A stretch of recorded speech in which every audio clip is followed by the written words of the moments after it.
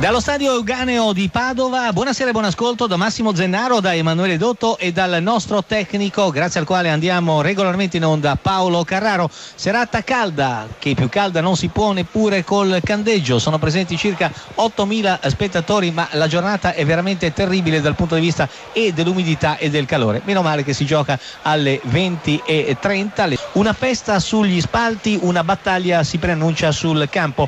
Padova-Palermo, big match della terza giornata di campionato, spada di Damocle già sulla testa di Rino Gattuso, giudizio pendente sul lavoro di Dario Marcolin per 1000 motivi ancora non giudicabili, ma pare che sia già in preallarme Beppe Iachini qualora le cose per il Palermo dovessero andare male. Un punto in 2 partite per la corazzata palermitana, 0 in 1 per il Padova, impegnato anche nella battaglia legale con il Carpi per l'ottenimento dello 0-3 a tavolino avvenuto allo stadio Braglia di Modena al 27esimo del primo tempo di sabato scorso. Attenzione al Palermo, c'è il Palermo pericoloso, è il gol della formazione palermitana con Di Gennaro messo in movimento da una splendida giocata di Abel Hernandez. Palermo dunque a sorpresa in vantaggio, primo tiro in porta, è stato bravissimo direi Abel Hernandez a mettere in movimento il compagno di squadra che ha controllato, ha atteso l'uscita del portiere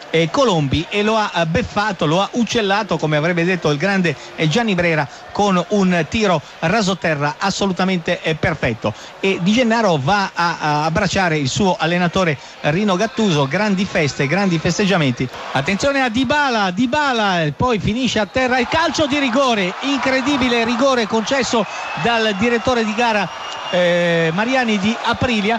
L'apertura era stata ancora di Dybala, il pallone è terminato dalle parti di Gennaro che è stato agganciato al momento del tiro. Fatto sta che il direttore di gara, fra le proteste del pubblico e soprattutto dei giocatori di casa, è stato anche strattonato il signor Mariani di Aprilia, ha concesso un penalty abbastanza dubbio.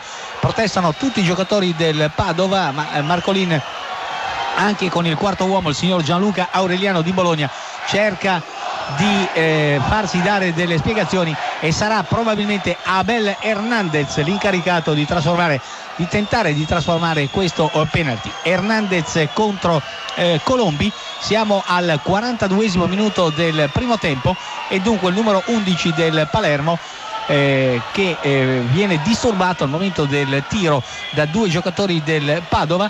L'arbitro cerca di riportare la calma in campo, ho qualche dubbio sul penalty. Hernandez contro Colombi, la rincorsa del giocatore sudamericano, Colombi saltella sulla linea di porta. Nel frattempo l'arbitro ha estratto un cartellino giallo all'indirizzo probabilmente del capitano Trevisan. La rincorsa di Hernandez, parte il tiro, gol rasoterra proprio sotto il braccio destro proteso del giocatore del Padova Colombi, e dunque la rete siglata da Hernandez fissa il punteggio sul 2-0 per il Palermo. Al 27esimo Di Gennaro, al 43esimo Abel Hernandez.